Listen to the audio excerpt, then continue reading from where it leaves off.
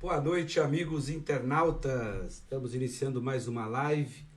Hoje, por incrível que pareça, é na hora certa, às 19 horas. É que o nosso convidado é mais precavido, chamou mais um tempo melhor para a gente conversar, deu tempo da gente preparar, consertar alguns probleminhas técnicos dessa nova aventura que é ficar fazendo live. Bom, companheiros, nessa nossa live de número 83 que nós estamos fazendo nesses últimos dias, a gente tem um convidado muito especial aqui hoje. Primeiro, compartilhe nosso link, compartilhe a nossa página, né? É muito importante compartilhar a nossa página. Nos sigam lá nas mídias sociais, nos sigam lá no Sindicato dos Químicos, arroba Sindicato Químico SP e arroba Hélio Rodrigues Químicos, no Instagram arroba Químicos SP e arroba Hélio.Rodrigues13. Bom, o convidado da noite de hoje, como sempre aqui só aparece convidado especial, eu já quero rapidamente ler e se eu esquecer alguma coisa ele me complementa. Fica tranquilo, a gente segura aqui. Ninguém percebeu nada. Bom, vamos lá. Nós temos o prazer e a honra de receber aqui hoje nessa live. Uma live que começou com o ministro Chioro. Arthur Chioro não poderia fechar a noite tão brilhante com o nosso querido Renato Meirelles, presidente do Instituto de Pesquisa Locomotiva e membro do Conselho de Professores do IBMEC, onde é responsável pela Cátedra de Pesquisa e Comportamento do Consumidor. Foi fundador do Data Favela e presidente do Data Popular, onde conduziu diversos estudos sobre o comportamento do consumo emergente brasileiro, atendendo as maiores empresas do Brasil. Em 2012, Renato fez parte da comissão que estuda a nova classe média brasileira na Secretaria de Assuntos Estratégicos da Presidência da República. Considerado um dos maiores especialistas em consumo e opinião pública do país, foi colaborador do livro Varejo para Baixa Renda, publicado pela Fundação Getúlio Vargas, e autor dos livros Guia para Enfrentar Situações Novas Sem Medo e Um País Chamado Favela. Renato também é colunista da revista Brasileiros e da Exame.com. Esquenta não, que ele tá tendo alguns probleminhas. Já vi, vou ter que mudar a garrafa. Ele tá segurando atrás da minha live. Tá tendo alguns assim, probleminhas. A gente continua melhor que o Brasil, não tem problema nenhum. Tamo lá. Então, seja bem-vindo à nossa live, Renato Meirelles. Como eu, um grande palmeirense. Boa noite, tudo bem? Tudo bem para você, Hélio, você que sabe bem o que é ter 10 campeonatos brasileiros. E tudo bem a todos os que estão nos ouvindo aí nessa live. É um prazer enorme estar dividindo com vocês o resultado das pesquisas do Data Favela e do Instituto Locomotiva e um pouco da nossa opinião aí sobre o que está acontecendo no país. Renato, a gente costuma aqui deixar o nosso convidado. Eu só queria que você fosse um pouquinho mais para a sua esquerda. Como é sempre bom ir para a esquerda, né? Isso. Esquerda faz sentido. Faz sentido. Na dúvida, vai para a esquerda. E fica à vontade para você começar a abordar o caminho que você acha interessante tomar. Nós estamos aqui para te escutar, na verdade. Você que tem contribuído muito nesses últimos anos na pesquisa, no consumo, entendendo a nova classe média brasileira, entendendo a nova classe média trabalhadora, o que mudou, o que você acha. Fica à vontade, Renato. É contigo. Bom, primeiro, super obrigado pelo convite, Hélio, e acho que quanto mais bate-papo a gente fizer, melhor. Tem uma situação primeira para ser entendida, que é qual é o contexto que o Covid-19 chegou no Brasil. Né? A gente não tem todos os assuntos dos políticos, aos de saúde, aos econômicos, têm passado aí pelo efeito da pandemia no Brasil. E tem uma questão básica para o entendimento do impacto que o vírus está tendo na nossa sociedade, que é entender que ele pegou uma sociedade completamente desigual. E o fato do Brasil ser uma sociedade desigual acaba com uma das primeiras fake news que foram criadas nesse processo, que foi falar que esse era um vírus democrático, que atingia da mesma forma pobres e ricos no nosso país. E o que a gente tem visto é que o vírus, no limite, pode ser democrático, mas os anticorpos necessários para combater esse vírus não são nem um pouco democráticos, né? Estou aqui, trabalho numa profissão que permite o home office, diferente de um operário da construção civil, diferente de uma empregada doméstica, diferente de um ambulante, de um trabalhador autônomo.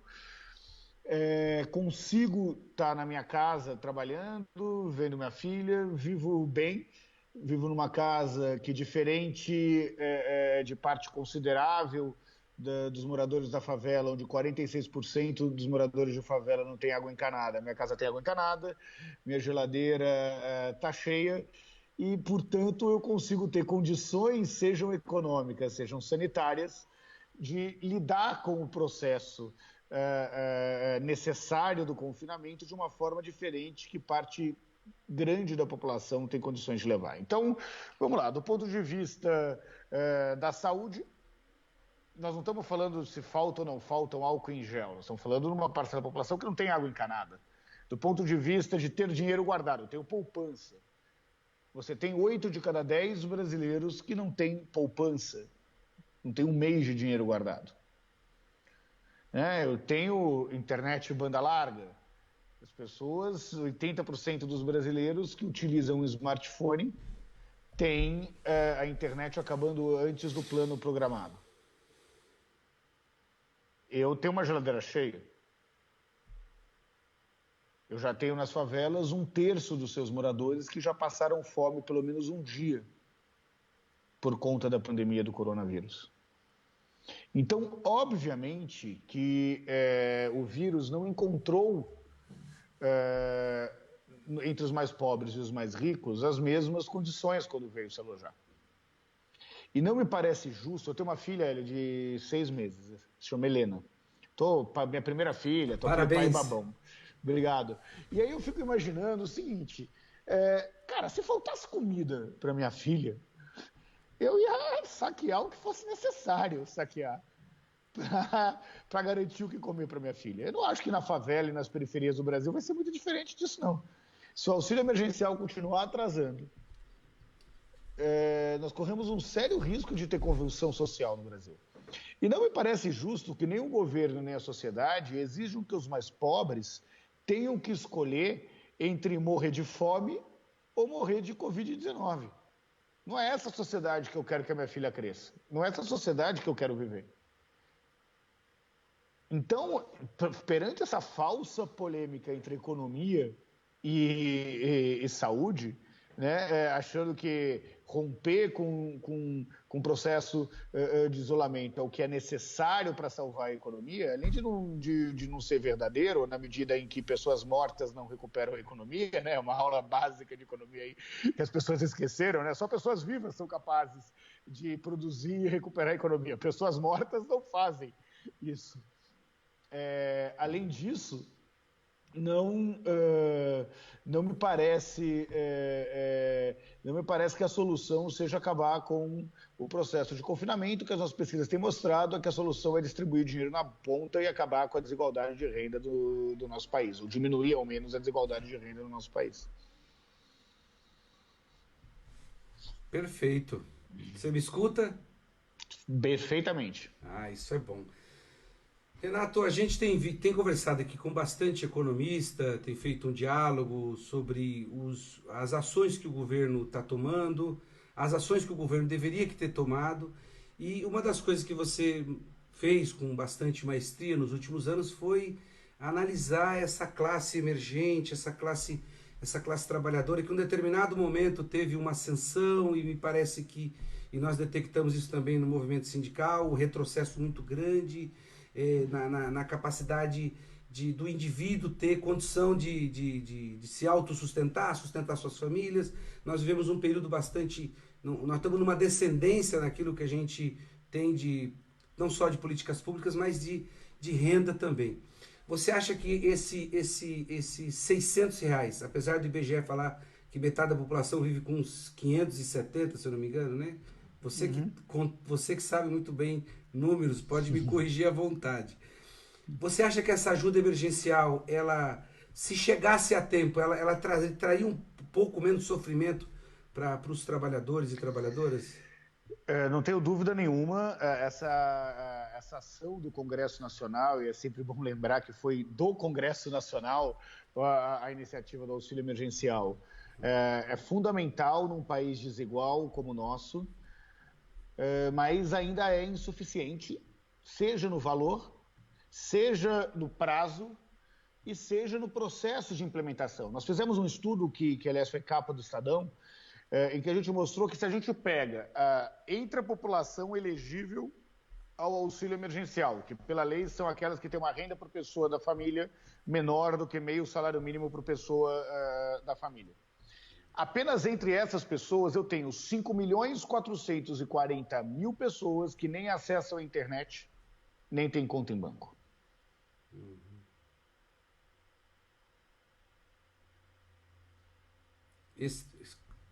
Alô? Saiu, não? Renato? Deixa eu ver se deu uma congelada, daqui a pouco volta. Tô te ouvindo? Agora tá me ouvindo, pode voltar. Vai dando um trackzinho, mas vai voltando. Eu te ouvi o tempo inteiro. Mas aí você parou. O que eu estava falando, estava contando que nós fizemos uma pesquisa que foi do Estado de São Paulo algumas semanas atrás, em que mostrou que o nosso país tem 5.440.000 pessoas que teriam direito a receber o auxílio emergencial, mas que não têm nem conta corrente, nem conta poupança. São pessoas que, de alguma forma, são as que estão lotando as unidades da Caixa Econômica Federal. E que, portanto, não achar que o cadastramento se daria apenas do ponto de vista online é não entender da realidade do Brasil. Aí nós vivemos uma situação inédita, que o país que é conhecido mundialmente por ser um país que desenvolveu os melhores métodos para distribuição de renda, não conseguiu distribuir renda nem cadastrar os novos pobres que surgiram com o processo da pandemia, que eram pessoas que podiam não estar no cadastro único, porque exerciam algum tipo de tarefa remunerada e perderam a sua tarefa remunerada com o processo de confinamento. O Brasil, que sempre foi muito bom para cadastrar isso, não conseguiu realizar esse cadastramento. Né? Então, o que a gente... E ao invés de começar a distribuição por quem já estava cadastrado, tentou pagar primeiro as novas pessoas cadastradas. É como se a gente estivesse na esfera federal com governos tentando meio que jogar para o caos mesmo. E isso, obviamente, coloca em risco a vida de milhares e milhares de brasileiros. A gente fez algumas conversas aqui, Renato, e aí, antes de conversar mais sobre as pesquisas que você tem feito, e eu quero saber também, e nós aqui estamos querendo saber um pouco mais, esse vírus demonstrou que ele não é democrático, né? Ele diz que afeta, né, todo mundo, é uma mentira, ele afeta diferentemente cada um. Você falou isso já um pouco aqui, né? E essa pandemia tem afetado diferentes classes sociais, como você acabou de falar aqui, daquele que está na favela. É o que nós temos visto aqui com a periferia de São Paulo, sobre essas questões, sobre as questões do isolamento social.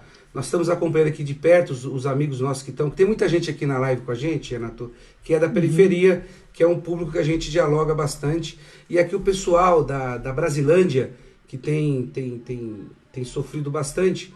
O companheiro Fábio Ivo, que é uma pessoa que atua muito lá agora nessa questão do isolamento social, ajudando as pessoas, ele fala que o isolamento social ele foi feito para a classe média, não foi feito para a favela, não foi feito para as comunidades.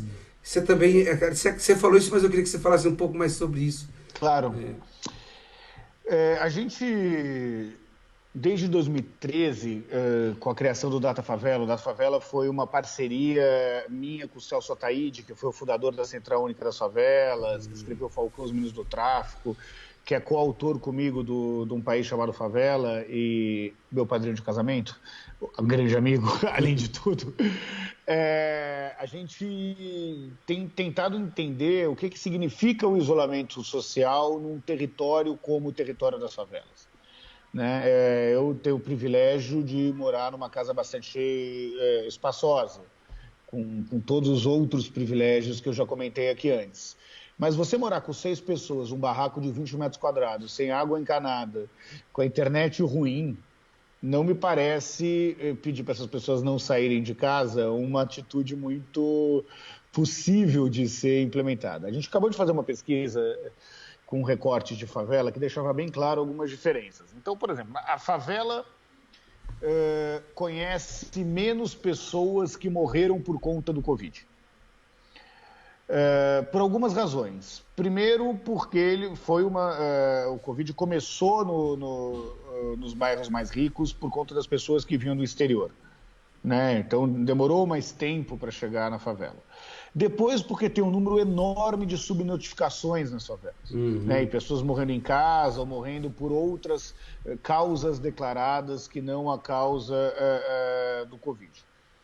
E terceiro, que tem um medo maior na favela das pessoas serem estigmatizadas pela doença, né? A gente vê que nas regiões mais centrais o estigma das pessoas que tiveram sobre as pessoas que tiveram Covid-19 é menor do que os moradores de favela. E quando a gente faz um tratamento estatístico dos dados, a gente vê que quanto mais as pessoas conhecem outras pessoas que ou foram infectadas ou chegaram a falecer por conta do Covid, maior é a preocupação com a epidemia, como se ela estivesse chegando mais perto. Como na favela o número de notificações é menor, o número de pessoas que declara conhecer outras pessoas com Covid é bem menor do que é no asfalto, isso é uma razão que o senso de gravidade do vírus da favela não chegou. Segundo, porque a gente tem um número maior de pessoas nas favelas, proporcionalmente maior, que seguem religiões que têm relativizado a gravidade do coronavírus, né? E que, de alguma forma, coloca uma falsa sensação que dentro da igreja as pessoas não se contaminariam. O terceiro aspecto tem a ver com uma questão, como a gente já disse, de logística. Não cabe essas pessoas dentro de 20 metros quadrados. Se você soma isso ao impacto econômico e ao fato dessas pessoas não terem poupança, então são muitos trabalhadores autônomos e muitos trabalhadores que não tinham poupança, elas precisam sair em casa de algum jeito para trabalhar. E isso aumenta o risco de contágio dentro das favelas e periferias no Brasil. Tá bom, Renato, e aí? Como que você resolve essa situação, né? Já que eu acho que tem 3 frentes que podem ser fortemente trabalhadas. Na frente econômica, obviamente, distribuir renda. Não tem saída para isso. E distribuir renda é o que os grandes países capitalistas do mundo estão fazendo, tá? Isso não é uma questão de países da esquerda. Eu não acho que, por mais apoiador do governo que alguém seja, eles vão chegar a acreditar que a França, que a Alemanha, que a Inglaterra são de esquerda, são países comunistas. Então, isso são medidas civilizatórias, não medidas ideológicas, nessa luta da civilização contra o vírus. O segundo aspecto é ter um amplo processo de diagnosticar rapidamente e isolar as pessoas que estão contaminadas. Então, se você não consegue manter a favela em confinamento, você tem que detectar essas pessoas que foram contaminadas na favela e rapidamente levar essas pessoas para hotéis, para hospitais de campanha, para, de alguma forma, como é impossível isolar a favela, a gente consegue, num determinado momento, isolar essas pessoas e conter o contágio a partir desse momento. E o terceiro passa por garantir que nos momentos em que elas não estão dentro de casa, elas estejam protegidas. Então, uma ampla distribuição de máscaras, uma ampla distribuição de óculos, uma ampla distribuição de materiais que possibilitem esse trabalhador autônomo também a não contaminar outras pessoas. E o que acontece? Uma coisa é você mandar uma grande empresa ter termômetro, oxímetro para os funcionários, ter máscaras, tudo mais. Outra coisa é para o trabalhador autônomo, para o camelô. Isso entra na coluna de despesa da renda dele. Então, a gente precisa também ter um processo grande para aquelas pessoas em que é inevitável sair de casa, por todas as condições que eu falei, terem condições de sair de casa mais protegidos no momento em que for inevitável essa saída de casa. Não tem muito mistério e nem outras soluções que não passem por resolver a economia, por garantir um amplo processo de exame para isolar as pessoas em condições de contagiar outras pessoas e garantir equipamentos de higiene, EPIs para essa população brasileira. Você colocou uma coisa importante que eu não tinha escutado ainda, essa terceira proposta que você falou, de uma ampla distribuição de, como até fosse os EPIs, né, mas máscaras, enfim, para que o contágio não subisse muito. É o que o Chioro falou com a gente hoje aqui à tarde, Renato, sobre a capacidade que tem de contágio quando você não tenta dar condições para que isso não vá com essa velocidade como está indo, né? E eu achei interessante essa fala sua. A Alemanha fez muito isso que você falou, né? A Alemanha, ela identificou ali que lugar que estava, já, enfim. Mas aí você tinha uma articulação dos governos, né? O que nós não temos aqui, o que é bastante sério. E o que eu acho, que eu não sei se você acha também, que você acaba estendendo esse processo nosso, tornando ele mais longo do que tinha que ser. Achatando a tal da curva, né? Isso. Como os profissionais de saúde gostam de falar, para não ter não ampliar, não ter superlotação no serviço público de saúde, né? E essa questão que está agonizando todo mundo, que é a fala do presidente. Quer dizer, enquanto você acabou de falar de uma ação que alguns governos estão fazendo, estados e prefeituras, aí você tem o governo fazendo uma fala ao contrário. Quer dizer, é óbvio perguntar, mas tem que perguntar, Renato. O que você acha disso para um efeito prático aqui embaixo? Teve você conversa com as pessoas na periferia, elas falam assim, ó, se o presidente está mandando eu sair, por que eu não vou sair? Como é que eu vou ficar? Como é que eu vou sobreviver? Né? E a gente está vendo que está conflitando muito, a gente não está tendo uma articulação, como teve na Alemanha, identifica, mas a presidente... Quer dizer, tem uma articulação. Acho que não tem nenhum lugar que esteja tão destoando como aqui.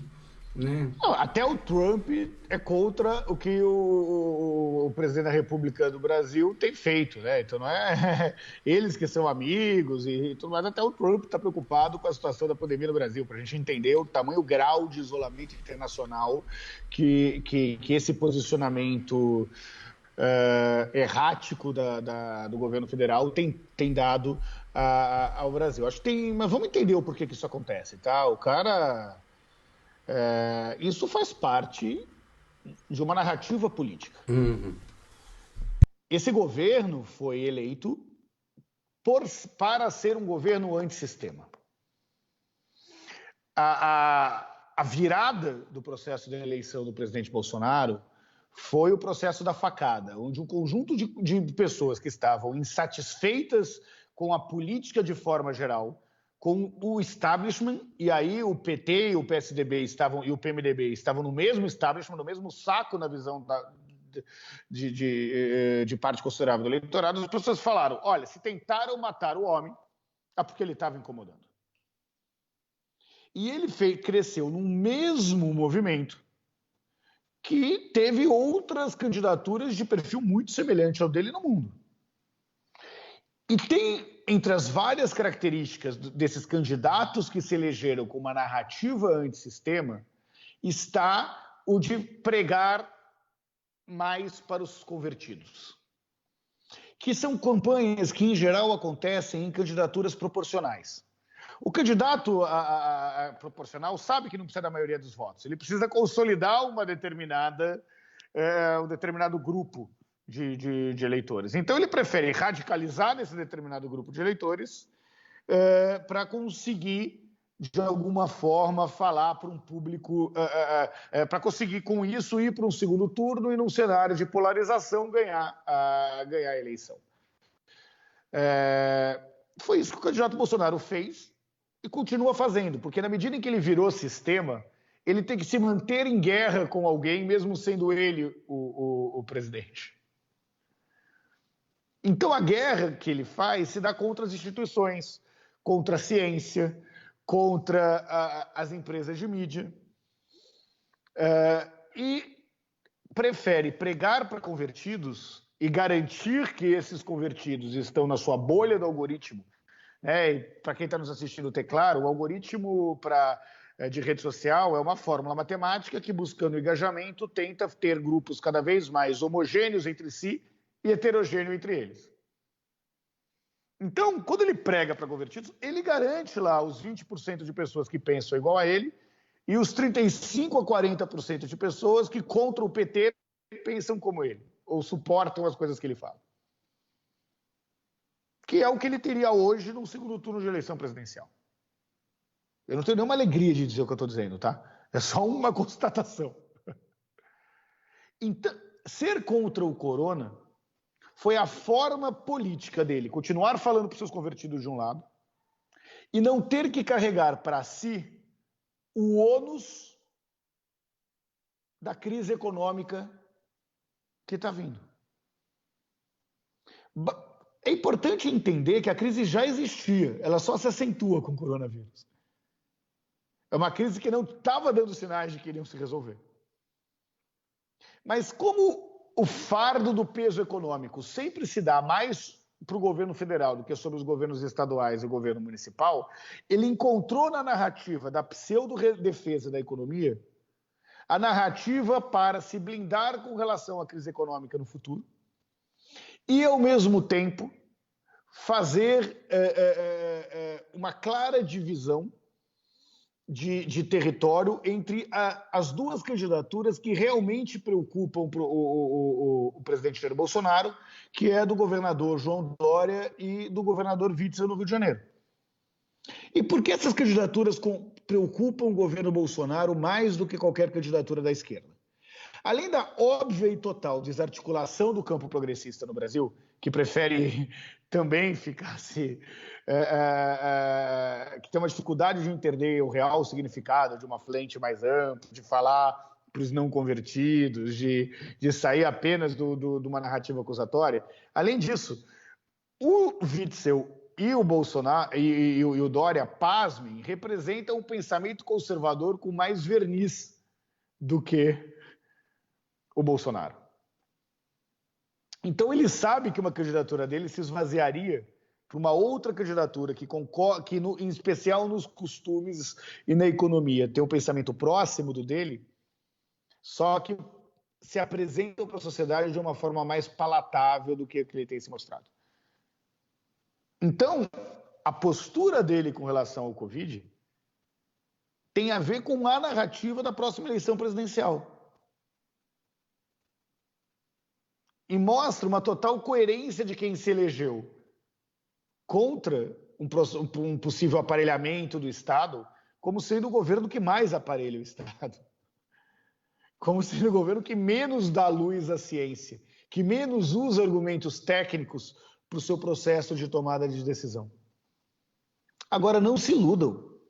Ele não é doido, ele é estrategista. E isso faz parte de uma estratégia política de manutenção do poder. Simples assim. Tinha que ser um palmeirense para concordar tanto assim. Porque, Renato, eu tenho visto assim, o que eu tenho olhado, algumas ações que as pessoas acham que são desarticuladas do governo do Bolsonaro. Por exemplo, quando ele aparece, porque ele é o caos em si mesmo, sempre foi. Ele está fazendo o que ele sabe fazer de melhor durante esses 28 anos que ele teve como deputado. Mas quando você percebe que ele começa a postar vídeos que você acha que são por acaso, são sem querer, eu acho que não são. Eu acho que faz parte exatamente de uma construção da narrativa. Por exemplo, ele aparecer no domingo de jet ski, num barco, alguém filma, alguém posta. Isso não é por acaso. Isso está articulado. Isso é para levar a impressão para a gente. Olha, porque ele está disputando a narrativa de que os prejuízos que estão tendo pela pandemia está na conta dos prefeitos e dos governadores que não estão deixando o povo votar. Quer dizer, não estão deixando o povo voltar ao trabalho. Só te falar uma coisa, eu recebi um vídeo de uma figura aí, não importa, que era um vídeo que tratava de uma repressão policial, um conjunto de ambulantes que estavam tentando vender um produto ali em algum lugar. Só que era tão mal feito o cenário que eles montaram, que estava dentro de um condomínio, eu não sei como é que vende, mas dentro de um condomínio, e a polícia não estava fardada e estava tentando fazer a repressão. Foi um vídeo que eles montaram e postaram para falar que o governador não está deixando, os prefeitos não estão deixando o povo trabalhar. Tenho total concordância com você sobre isso. Não, e assim como a briga dele com o PSL também veio por um vídeo, que é óbvio que ele sabia que estava controlando, assim, não vamos ter ilusão. Inclusive essa ideia de ter vazado, de algum feito, que é como se fosse para criar uma situação que o obrigasse a ter uma posição ou falar sobre o assunto, é pensado por ele, para ser, olha, eu sou um cara que defende o que as pessoas do povo estão defendendo. Agora, também é necessário entender o papel que a oposição tem com isso. Eu vou agora cutucar um pouco os meus amigos que fazem oposição a esse governo. Quando você entra no discurso do ódio e da acusação, você não ganha ninguém. Esse é o território dele. Quando você topa que a pauta econômica não seja a principal pauta do processo eleitoral, que sempre foi o que garantiu a reeleição do Lula, a eleição e a reeleição do ex-presidente Dilma. E troca isso só apenas para a pauta de costumes, que é uma pauta em que o Brasil é claramente mais conservador. Você decidiu jogar no campo do adversário. Quando você nega, você vem com aquele discurso do Brecht bonitinho, do analfabeto político, aquela coisinha toda linda, fofinha, que a esquerda adora, você é insensível a uma realidade objetiva da população estar de saco cheio da política tradicional. E não é o poema do Brecht que vai convencer as pessoas que a política tem que ser reinventada. A hipótese que aparece nas nossas pesquisas é que apenas com uma grande reconexão entre governantes e governados, com uma radicalização dos processos democráticos, é que as pessoas voltarão a ter condição de se sentir parte do Estado. Só que isso significa enxergar que a oposição ao governo Bolsonaro não pode se dar apenas pela crítica. Tem que se dar por uma discussão de projeto de país. Projeto de país que o Brasil progressista abriu mão de fazer há um bom tempo. Há um bom tempo. Triste dizer isso, mas é fato. Inclusive, parte dos problemas de união que um campo mais progressista tem a ver com a ausência de projetos, de construções de projetos comuns de país. De focar no que separa e não o que une. E o que une a sociedade brasileira? A gente fez uma pesquisa há um tempo atrás que mostrou que 9 de cada 10 brasileiros acreditam que a principal função do Estado é promover a igualdade de oportunidades. É esse a grande discussão. E essa é uma discussão de igualdade de oportunidades que se perde no dia a dia do debate do campo progressista. Simples assim. Você tem duas formas, por exemplo, de combater a falácia tradicional da narrativa da meritocracia. Uma indo contra o senso comum, porque a grande maioria dos brasileiros acreditam na meritocracia. A outra é falar, não, eu também acredito, eu acho justo que cada um possa chegar aonde puder chegar graças ao seu suor e ao seu trabalho. Só que, pelo fato de eu ser branco, eu ganho 30% a mais do que uma mulher, do que um negro de 42 anos com curso superior que nasceu em São Paulo como eu. 30% a mais também do que uma mulher branca com curso superior que nasceu em São Paulo. Quase 60% a mais do que uma mulher negra, que tem a mesma escolaridade e a mesma idade que eu e nasceu no mesmo lugar onde eu nasci. Portanto, se eu cheguei na frente na disputa da meritocracia, não é porque eu tive mais mérito, é porque eu larguei 50 metros na frente, eu queimei a largada. Então, é dever de todo mundo que defende a meritocracia defender a igualdade de oportunidades. E esse é o tipo de narrativa que faz muito mais sentido na briga pela opinião pública. Assim como o campo progressista perde oportunidade sobre quando fica discutindo o tamanho do Estado. Ninguém quer saber se o Estado é grande ou pequeno, as pessoas querem que o Estado funcione. A maior programa de parceria público-privada da história do Brasil foi feita por Fernando Haddad, que foi o ProUni. Era uma política pública operada pela iniciativa privada. Então, quando você se furta do debate de igualdade de oportunidades, se furta do debate dos ganhos que podem existir de parcerias público-privadas, se furta do debate de corrupção, você fica só no debate da política tradicional e você se torna mais do mesmo. E isso só afasta a população, seja da relação governantes e governados, seja do valor da democracia. Renato, tem 3 coisas que eu queria ver contigo. Uma que muito a esquerda fala, também estou na esquerda, não posso falar da esquerda, tenho que me incluir nela, de que o governo Lula e o governo Dilma foram um governo que levou bastante política pública, mas não politizou as pessoas. Eu queria que você falasse um pouco sobre isso. Outra, bem lembrado por você, que é uma pessoa que veio fazer uma fala disso também, foi a Jandira Fegali, e ela fala o seguinte: quando ele tomou a facada ali, nós sabemos que a eleição mudou. Exatamente, a Jandira tem essa convicção também. E outra coisa, assim, tudo bem, ele está, e concordo, não acho que existe, primeiro, divergência dentro dos seus comandados. O exército está blocado com ele, tanto a reserva como a ativa. É uma bobagem achar que tem diferença entre esse mundo. Eles estão conectados, eles estão num bloco só. Mas você tem o Moro, que é um cara que tem pretensões pessoais e rompe e cria uma cisão importante agora nesse processo. Agora, se ela é capaz ou não de chegar a vias de fato alguma disputa que a gente possa ver pela frente, eu não sei. E aí eu queria saber de você essas duas questões desse processo do governo Lula e Dilma, que deu oportunidades, que teve ascensão, que teve programas espetaculares, cota para a Uni, etc, etc. Mas há uma queixa de que ele não politizou, que as pessoas com tudo isso votaram num projeto de governo de país que levou a PEC do teto de gasto, a reforma trabalhista, a reforma da Previdência, quer dizer, a retirada de direitos, e assim, então não politizou. E outra, essa questão do Moro, quando sai do governo, qual é o impacto real que ele cria mesmo? Vamos lá, acho que tem algumas questões aí.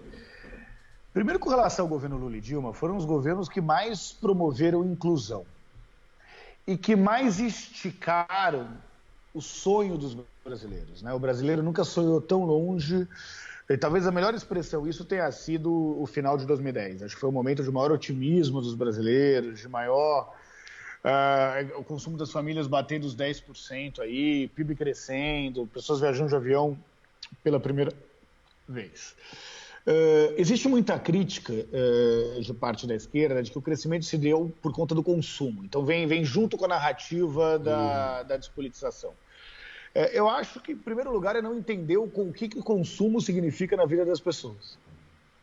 Então, as pessoas, inclusive, falam, foi o crescimento por conta do consumo.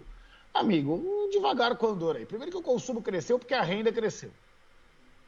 E porque o Brasil parou de travar crédito para os mais pobres.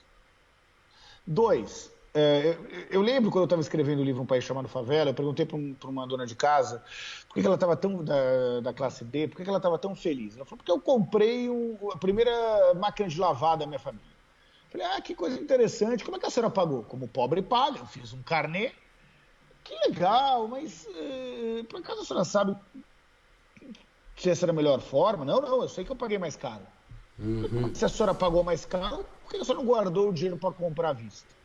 Ela olhou para minha cara e falou, Renato, com essa carinha de rico aí, você nunca lavou roupa no tanque na tua vida, né? Porque se uma vez na sua vida você tivesse lavado roupa no tanque, sem entender por que eu não vou ficar guardando dinheiro para comprar à vista, eu quero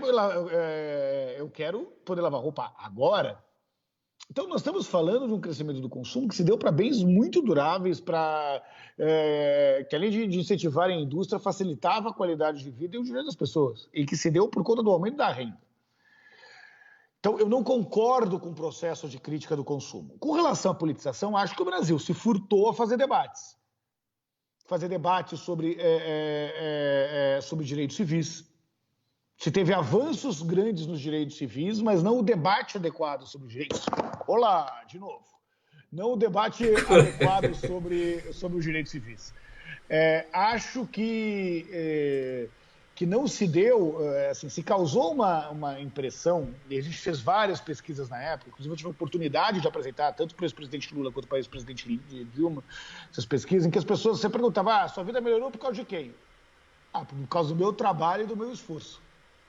Então, quando se diz que faltou uma politização, eu não acho que é uma questão ideológica ou partidária. Faltou uma discussão sobre o real papel do Estado na geração dessas oportunidades. Isso eu super concordo com as pessoas que criticam. Não ficava claro para as pessoas o papel que o Estado teve na promoção dessas oportunidades que o povo brasileiro soube efetivamente aproveitar. Né? Quando a gente caminha para o processo eleitoral, a questão da facada fica clara, mas também fica claro a incapacidade que os governantes tiveram, Hélio, de se reconectar com as pessoas, de propor uma radicalização da democracia. Na situação do impeachment da presidente Dilma, teve uma série de iniciativas de alguns movimentos sociais em que parte da esquerda se negou a entrar, que era, por exemplo, a definição de um plebiscito ou de um novo processo, sobre um novo processo eleitoral. Que no caos políticos que se prendiam, a esquerda ficou preferindo, não, isso seria legitimar um golpe. Meu amigo, tinha gente que ia morrer, como de fato morreu por causa da diminuição dos programas sociais. Gerações que iam ser prejudicadas por causa da redução do ProUni e do FIES. Acho que a discussão é mais grave do que isso seria legitimar o golpe. Se o poder emana do povo e pelo povo deve ser exercido, radicaliza a democracia, não tem a mínima democracia nesse processo.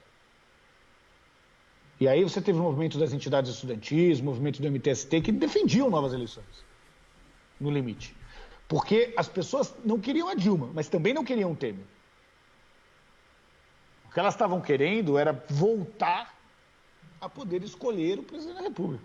E talvez muito do que aconteceu depois não tivesse acontecido se a defesa de um plebiscito e de novas eleições tivesse sido encampada pelo movimento da sociedade civil organizada, muitos deles dirigidos por parcelas progressistas da sociedade. Então, acho que erraram aí. Eu estou dizendo tudo isso porque acho que o Covid dá uma nova oportunidade para a sociedade brasileira. A gente está há muito tempo numa discussão sobre esquerda e direita. Eu lembro quando o grande inimigo da esquerda era o Fernando Henrique. Quando o grande inimigo... Que saudade desse inimigo. Então, hoje, a sociedade está dividida entre quem defende a vida e quem defende o vírus. E isso é uma grande oportunidade para se recompor um campo civilizatório, o campo daquelas pessoas que acreditam na ciência, que têm certeza que a Terra é redonda, para dentro desse campo ter uma reserva de mercado aí e se repactuar um novo marco civilizatório sobre a democracia e a sociedade brasileira.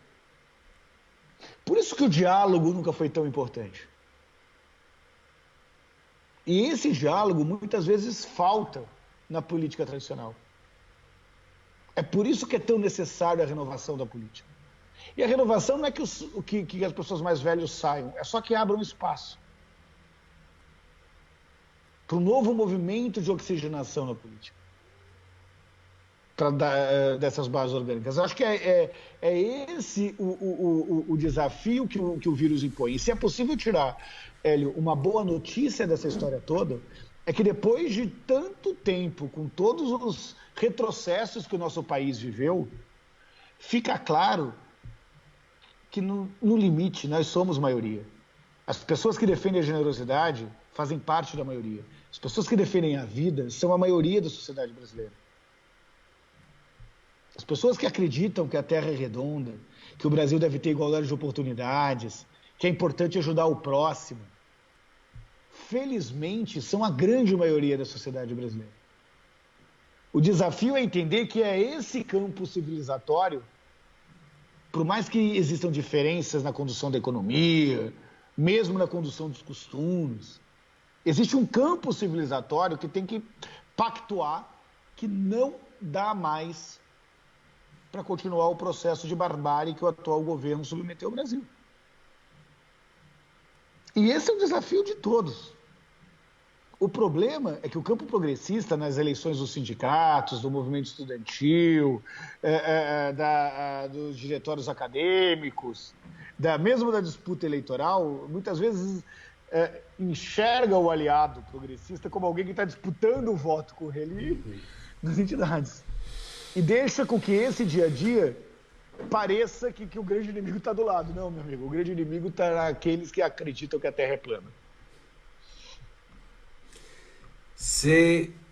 Antes de você falar do Moro, desse impacto da saída, deixa eu ler aqui. De vez em quando eu não dou bola aqui pro pessoal que está na live aqui, ou no nosso bate-papo, eu esqueço, e aí eu tenho repressões muito duras que eu sofro aqui depois. O pessoal não quer assistir mais, não quer participar, então deixa eu ir lá. O Francisco, a Margarida, a Arlete, o Paulo, a Fernanda, a Camila, o Cleidson, a Joana, deixa eu ver aqui de novo, o Edilson, aqui o Ronald, a Áurea, a Lídia, a Arlete, o Anderson, a Lenilda, o Ariovaldo, manda um boa noite, o Ariovaldo de Camargo, da Executiva Nacional da CUT, uma boa noite, boa participação, Renato, a Kátia também, a Silvia Maria, que é presidenta do Sindicato das Empregadas Domésticas do município de São Paulo, está sofrendo muito com essa questão, a categoria. A Vanessa... Só uma coisa, Helio, porque já que a Silvia está assistindo a gente fez uma pesquisa que mostrou que 39% das famílias que têm uma diarista, que contavam com uma diarista, dispensaram a diarista sem oferecer nenhum dinheiro e nenhum tipo de compensação para elas. 39% das famílias que tinham diaristas. Depois eu posso com o maior prazer dividir com o pessoal do sindicato essa nossa pesquisa. Pode passar meu contato para eles depois, por favor. Com certeza. Grande companheira. Exatamente relatou isso, Renato, o que estava acontecendo com as diaristas, né? Que, enfim, é isso mesmo. Ítalo Cardoso está aqui, Ítalo Cardoso, ex-vereador de São Paulo. A Juliana, o Henrique, a Nancy, a Elaine Coelho, Miguel Biaso, a Rosângela, a Assunção, Timaia, João Araruna, a Bruna, o Otávio também, que é dos camelôs ali da região de Santana, também estão com... E eu queria aqui mandar aqui um abraço do companheiro Leon Cunha. Boa noite, Hélio Rodrigues, boa noite meu amigo, irmão Renato de Oliveira Menezes. Querido amigo, fomos juntos a UBS, Leon, um grande amigo. Tá aqui a Jordana também, Mercado, mandando um abraço, a Rosana de Lucena, o Newton, o Geraldo Melhorini, a Fernanda Silva, a Edith, bom, a Juliana Acioli também tá aqui, a Camila, José Alves Neto, esse aqui é um grande companheiro que tá lá no interior do Piauí, na cidade de Eliseu Martins, é só 550 quilômetros de Teresina, viu, Renato? Tem que ir de carro, e tem que ir de carro, não tem aeroporto não. Bom, qual é o impacto que você acha da saída do ministro, então, ex-ministro da Justiça, o Moro, do governo Bolsonaro? Isso é mais uma armação ou tem aí uma cisão mesmo? Não, acho que teve uma clara cisão. É uma cisão do bolsonarismo com o lavajatismo. Uma cisão que ou colocaria o lavajatismo em descrédito ou fatalmente iria acontecer. Mas é uma cisão onde se tem uma clara divisão, né? Então você tem as camadas mais ricas da sociedade decepcionadas com o presidente Jair Bolsonaro, com a saída do Moro. E meio que a saída do Moro funcionou como a justificativa para algumas camadas mais ricas abandonarem o governo, né? Imagina, essa camada que era uma camada muito antipetista, uma camada que aderiu ao bolsonarismo muito mais porque era a grande candidatura que confrontava o PT do que por outras razões, já não aguentava mais o bullying que estava recebendo depois de um ano e pouco de governo. Então a saída do Moro meio que foi a forma que elas encontraram de abandonar o governo, mas sem ilusões contra o PT, voltariam rapidamente para isso. E a saída do Moro é a primeira grande cisão num dos pilares que era o lavajatismo e o combate à corrupção, que construiu a imagem do Bolsonaro. Em especial porque coloca nele o rótulo daquele cara do nepotismo, que faz de tudo para proteger os seus próprios familiares, que coloca o Estado a serviço privado, que é um componente da política tradicional e que, portanto, fere a imagem de anti-establishment do presidente da República. Por outro lado, o Moro saiu sem ter nada da máquina de fake news, de guerrilha digital que os bolsonaristas têm. Então, a imagem o discurso do Bolsonaro foi um discurso claramente focado para as classes D e E, um discurso tentando colar uma imagem de traidor do Sérgio Moro e uma imagem também de alguém que queria benefícios e queria só os seus e que não reconhecia a autoridade de um presidente da República. Então, sim, é uma cisão nesse campo mais de direita. Se essa cisão é capaz de tirar o Bolsonaro do segundo turno, é muito cedo para dizer, mas claramente é uma cisão do campo bolsonarista. Haverá retaliações em que vão, por exemplo, mostrar a Polícia Federal vai finalmente fazer uma análise da Vaza Jato e vai falar que eram autênticos os vazamentos e que o Moro jogava para proteger os seus e tinha interesses políticos ligados a isso, e vai dar munição para a esquerda também poder atacar o Sérgio Moro. Então vai ser uma guerra que a tendência é que ambos saiam prejudicados, tendo a achar que, por não ter máquina à sua disposição, o Moro pode sair um pouco mais prejudicado do que o Bolsonaro, em que pese as gravações que foram feitas, né? Sem máquina, talvez o Sérgio Moro comece a ter um tipo de ataque que ele não tem ideia de como reagir a tamanha agressividade. Porque as críticas que o Moro recebia até então não eram críticas agressivas como o exército terraplanista é capaz de fazer, né? Então, tendo a achar que o governo não acaba. É isso que eu queria deixar... que eu queria deixar bastante claro. Você acha que, então, o Bolsonaro não sofre o impeachment como a esquerda pretende que ele sofra agora? Eu acho que um presidente que tem 25%, 30% de aprovação não cai. Não cai. Seja ele quem for. E o movimento que ele fez com o Centrão é um movimento pensado para barrar esse processo. É óbvio que na dinâmica política brasileira tudo muda rapidamente, né? Pode não cair agora, mas depois de 2 anos de mandato, para não ter novas eleições, o Mourão assumir, pode ser que aconteça. É possível que... eu acredito mais num processo que leve uma renúncia negociada, sinceramente, do que ao processo de impeachment do modelo tradicional. Bom... E não é porque eu não torça para um processo de impeachment, okay? Só para deixar uma coisa...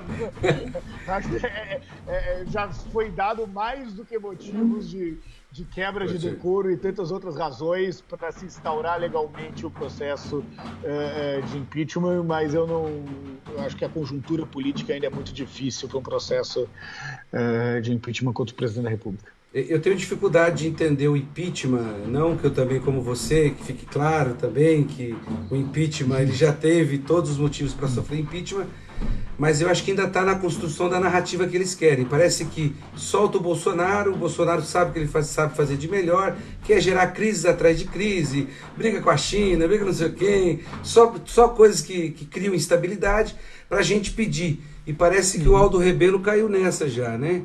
Ele pede que tirem o Bolsonaro do poder. Estão pedindo, pelo amor de Deus, para as Forças Armadas tirar o Bolsonaro do poder. Quer dizer, eu não gostaria de embarcar muito nessa, não. Eu acho que o Bolsonaro foi eleito, vamos dar o tempo necessário, se for possível, Claro. dentro de um processo democrático, pelo o impeachment, não um golpe como a Dilma sofreu, que seja feito dessa forma, mas também tenho dificuldade de entender que, enfim, vá se dar desse jeito. Renato, eu, antes de encerrar, eu queria que você, primeiro, agradecer demais essa oportunidade de falar contigo. Respeito muito o seu trabalho, já de algum tempo que você tem demonstrado uma outra forma de fazer reflexão, de a gente entender, né? Queria muito escutar de você sobre essa questão do consumo, porque eu escuto isso já no mínimo uns 5 anos. Erramos aqui por causa disso. Exatamente, quem nunca soube. Você já tinha. Meu, a Dona Maria do Nordeste, que ama o Lula e continua votando nele, se custe o que custar, é por causa do consumo. Só deixa eu dizer isso, professor. É porque ele colocou luz, ele colocou geladeira, ele deu televisão.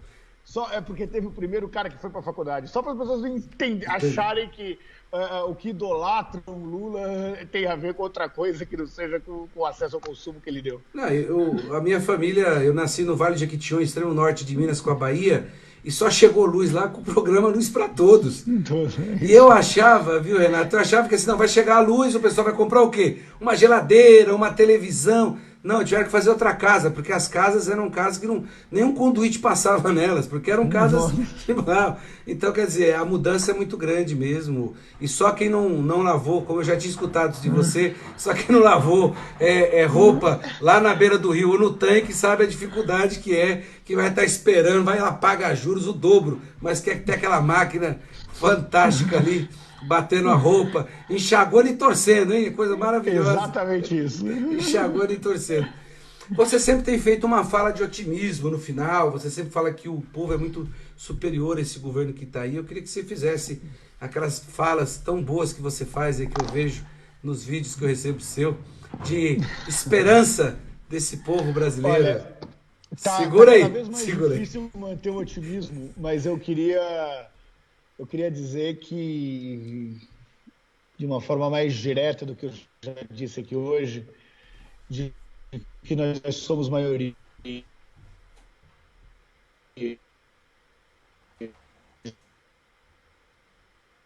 Só tá dando uma travadinha, Renato. O povo que já... Deu uma travadinha. Estão aí? Agora vai lá, voltou. Então, eu queria dizer que, amigos, o calma pode não parecer, mas vai passar. Que a maioria civilizatória vai pôr. Que Darwin está voltando. Darwin está voltando. As pessoas vão voltar a acreditar na ciência. Que foi depois da peste negra que veio o iluminismo. E que, por mais difícil que pareça nesse momento, as pessoas que acreditam na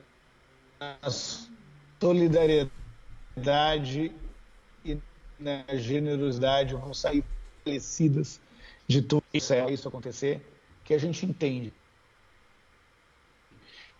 que o território na batalha política é o território da solidariedade, da generosidade, e entende que junto as pessoas vão mais, é o território que vai fazer com que volte a sorrir. Foi um prazer estar aqui com você, Hélio. Muito obrigado pela oportunidade de dividir com os seus seguidores um pouco das pesquisas que o Instituto Locomotiva está fazendo durante esse processo de pandemia. Renato, muito obrigado mesmo. Valeu, irmão. Boa noite. Valeu, um abraço. Um abraço, até mais. Falou. Até mais. Tchau. É isso aqui, tivemos essa brilhante discussão, diálogo com o companheiro Renato Meirelles, que coordena hoje o Instituto Locomotiva. Esse foi um programa muito interessante.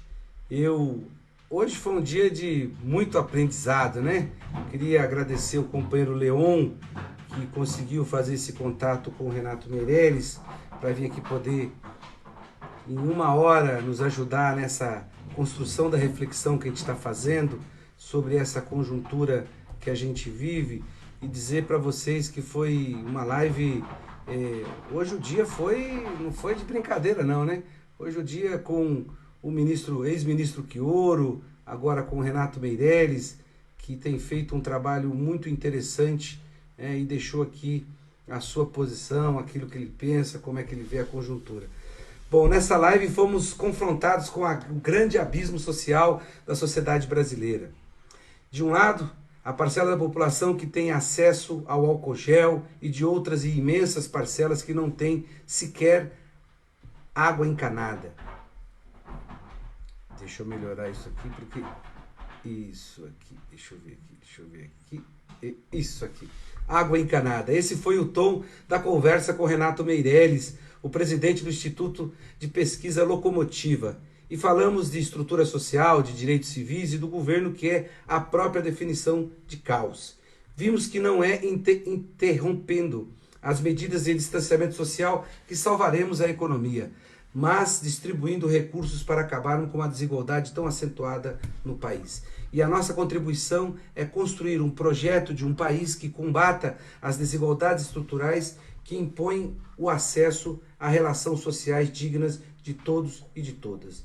Boa noite, estamos juntos, até a próxima, fiquem com Deus, valeu, obrigado Renato Meirelles, obrigado Arthur Chioro, obrigado a todos que esteve aqui, Patrícia Guzmão também à tarde, valeu, esse dia é um dia ímpar, um dia que a gente aprendeu muito mais como viver numa sociedade mais humana, justa e fraterna. Um forte abraço, até a próxima.